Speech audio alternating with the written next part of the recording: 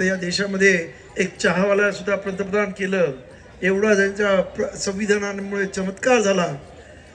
ते महामानव विश्वरत्न बोधिसत्व डॉक्टर बाबासाहेब आंबेडकर आणि सोलापूरकरांना क्रांतिकारी जयभीम करतो की ज्या पद्धतीने तुम्ही इथे जमलेला. आणि एक सांगू काय कुणास ठाऊक, पण जिथे जातो तिथे पाऊस मला भेटतोय. जयभीमच्या नाऱ्यामध्ये एवढी ताकद आहे की मला वाटत नाही की महाराष्ट्रामध्ये कोणाची माय वेळली असेल की या जयभीम वाल्यांबरोबर पंगा घेण्याची. आणि साहेबांना विनंती करतो आपण मनोगत व्यक्त करा. जय भीम, जय जय जय जय जय जय जय जय. छत्रपती शिवाजी महाराज, छत्रपती शाहू महाराज, क्रांतीबा ज्योतिबा फुले, क्रांती ज्योती सावित्रीबाई फुले आणि तुमच्या आणि माझ्या जीवनाचे नव्हे तर या देशामध्ये एक चहावाला सुद्धा पंतप्रधान केलं, एवढा त्यांच्या संविधानामुळे चमत्कार झाला.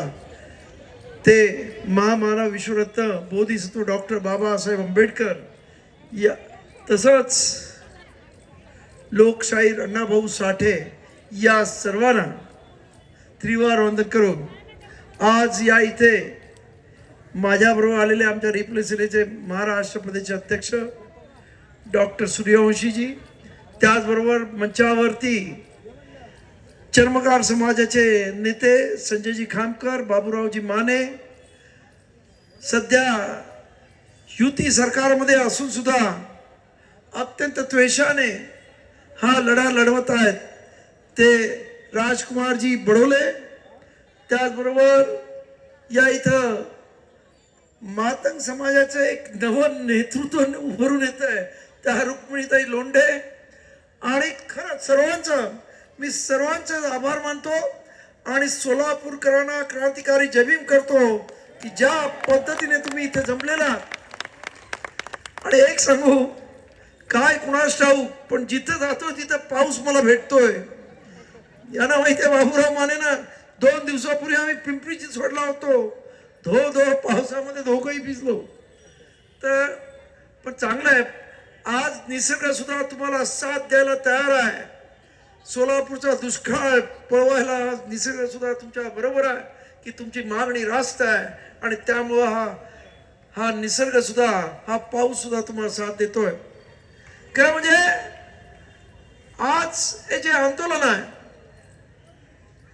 ते एका वेगळ्या टप्प्यावरून ठेपलेलं आहे. आज बाबासाहेबांचे एक सहकारी म्हणाले होते, dead Ambedkar is more dangerous than alive. आणि हे आपण सर्वांनी दिल्लीमध्ये पाहिलं. आता या देशातली तरुणाई कुठच्याही जाती धर्माची असो, अन्याय झाला की जय भीम बोलते. हा जय भीमचा नारा आता अख्ख्या जगभर गेलेला आहे.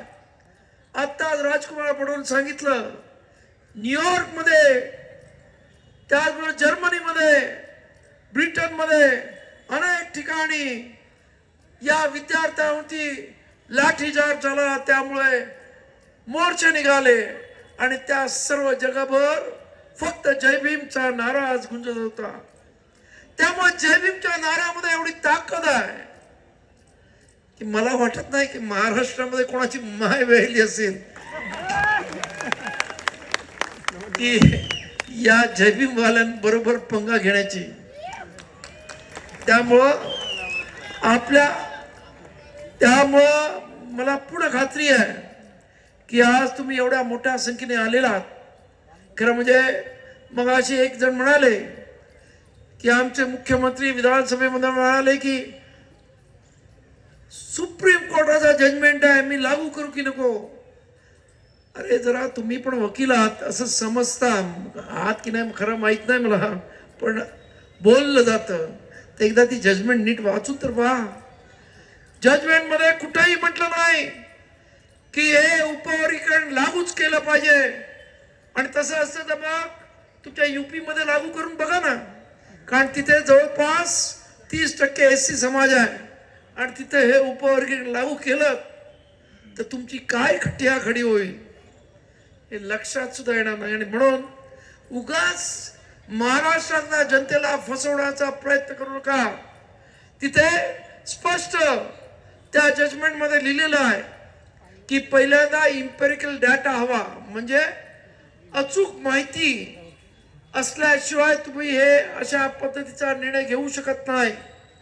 त्याचबरोबर तुम्हाला या राज्यामध्ये हे जर उपवर्ग करायचं असेल तर त्याचा राजकीय फायदा घेण्यासाठी उपवर्ग करू नका असा स्पष्ट आदेश आहे. आणि तुम्ही हे पूर्णपणे राजकारण करण्याचा प्रयत्न करताय. या इथं दलितांमध्ये फाटाफूट करण्याचा प्रयत्न करताय. आपल्याला माहित असेल कर्नाटकमध्ये सुद्धा हे उपवर्गीकरण करण्यात आलं, परंतु कर्नाटकमध्ये उच्च न्यायालयाने कर्नाटकाच्या लगेच त्याला स्टे दिला. कारण महत्वाचं आहे की संविधान एक बोलतं आणि हल्ली सुप्रीम कोर्ट वेगळंच बोलतं. हल्ली सुप्रीम कोर्टावरती पण किती विश्वास ठेवायचा हा महत्वाचा प्रश्न आहे. कारण 2004 मध्ये इविचनिया वर्सेस आंध्र प्रदेश अशी एक कोर्टामध्ये सुप्रीम कोर्टामध्ये केस आली. 5 जणांचं बेंच होतं आणि त्यांनी स्पष्ट सांगितलं की हे अनुसूचित जाती हा एक संघ होमोजिनियस घटक आहे, याच्यामध्ये तुम्हाला उपवर्गीकरण करता येणार नाही. त्याचबरोबर याच केसमध्ये ज्या केसमुळं दलविंदर वर्सेस पंजाब स्टेट याच्यामध्ये 2010 मध्ये पंजाबच्या हायकोर्टाने सुद्धा सांगितलं की उपवर्गीकरण करता येणार नाही. मग हे 7 जण काय अति विद्वान होते का सुप्रीम कोर्टातले? कारण आपल्याला माहिती आहे 2014 नंतर सुप्रीम कोर्ट सुप्रीम राहिलं की नाही हा महत्वाचा प्रश्न आहे. आणि त्यामुळेच आपण पाहिलं की या देशामध्ये ना संसद सुप्रीम आहे ना संविधान सुप्रीम आहे. या देशामध्ये जनता सुप्रीम आहे. हे दिल्लीमध्ये दाखवून दिलंय की जनतेने ठरवलं तर प्रधानमंत्री सुद्धा राजीनामा देतो. प्रधानमंत्री म्हणजे कोण? धर्मेंद्र प्रधान. तुम्ही नरेंद्र मोदी समजू नका, त्याला द्यावा लागेल तो वेगळा प्रश्न आहे. परंतु बघू आपण तो. तर त्यामुळं या देशातली जनता सुप्रीम आहे. ही देशातली जनता जे ठरवेल ते फायनल होतं. आणि त्यामुळं अनुसूचित जातीतल्या या जनतेने ठरवलेलं आहे आम्हाला उपवर्गीकरण नको आहे. 59 जाती एकत्र येऊन इथे उपवर्गीकरणाविरोधात ताकदीनं उभ्या राहतात. अख्ख्या महाराष्ट्रभर परभणी असो, जालना असो, लातूर असो, मुंबई असो, प्रचंड मोर्चे निघतायत. आणि तरी सुद्धा तुम्हाला विषयाची परीक्षा घ्यायची असेल तर प्रयत्न करून बघा. तुम्हाला तुमची खुर्ची जर अप्रिय झाली असेल तर फडणवीस नक्कीच करा. जनता काय करते ते तुम्हाला समजेल. कारण जनतेची ताकद काय आहे हे दिल्लीमध्ये दाखवून दिलेलं आहे. आता कोणी तुम्हाला घाबरत नाही. पूर्वी CBI, ED अजून वेगवेगळ्या तुमच्या पोलीस यंत्रणा याच्यामुळे घाबरण्याचे दिवस गेले. पोरांनी दाखवून दिलं तुमचं IT सेलच्या पुढं या तरुण पोरांचं IT सेल कितीतरी पटीनं मोठं होतं. आणि त्यामुळं तुमचं IT सेल कुठं व्हावलं तेच कळलं नाही. त्यामुळं आता लोकांची पंगा घेण्याचा जो विचार तुमच्याकडे आहे की आम्ही काही करू शकतो, आमच्या मनात येईल ते करू शकतो आणि या देशामध्ये जे पाहिजे ते आमच्या मनासारखं होईल, आता तसं राहिलेलं नाही. परिस्थिती बदललेली आहे. त्यामुळं मुख्यमंत्र्यांना माझं सांगणं आहे की जनतेचा एकंदरीत कल पहा, जनतेची एकंदरीत इच्छाशक्ती पहा. जनतेला हे उपवर्गीकरण तुम्ही लादण्याचा प्रयत्न करू नका. तुम्हाला तुमचा बोलविता धडी कोणी सांगत असेल आता त्याचे ऐकण्याचे दिवस सुद्धा संपलेत. कारण आता या देशामध्ये खऱ्या अर्थानं संविधानाचं राज्य आलंय या देशामध्ये, खऱ्या अर्थानं भीमाचं राज्य आलंय.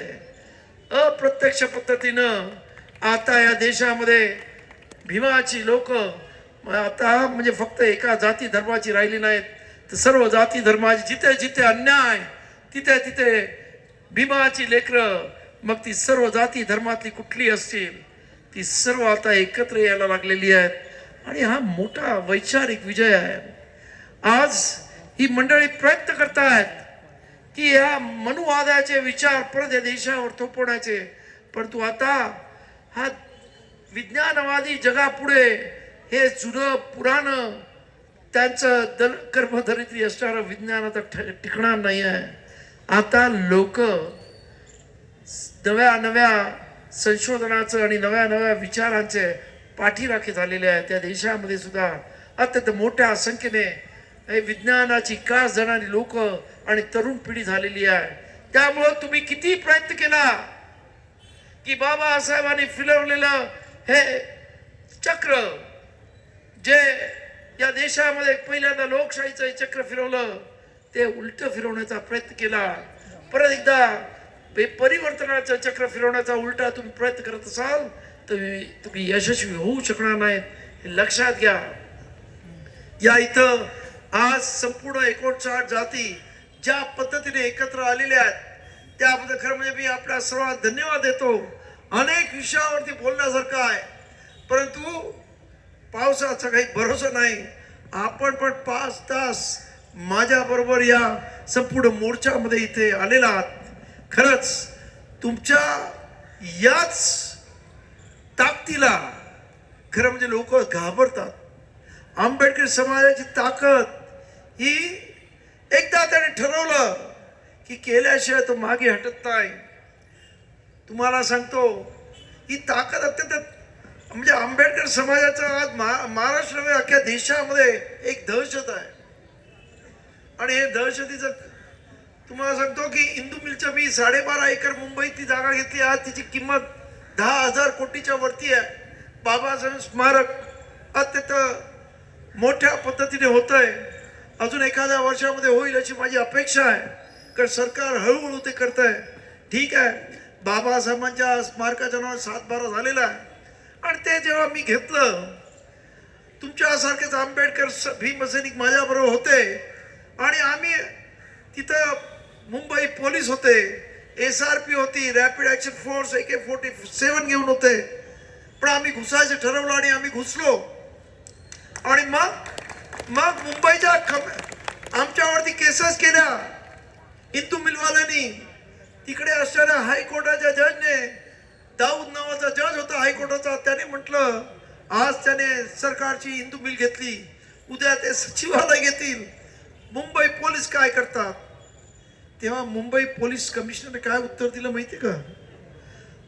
त्या तिथं माझ्याकडे SRP रॅपिड ऍक्शन फोर्स सर्व होतं.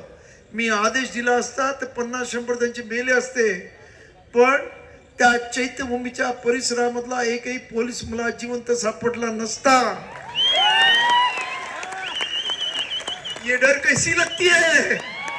बहुत अच्छी लगती है ना, ही तुमची ताकद है. आणि मग ये डर ऐसा ही रहना चाहिए. अच्छा लगा ना? बहुत अच्छी बात है.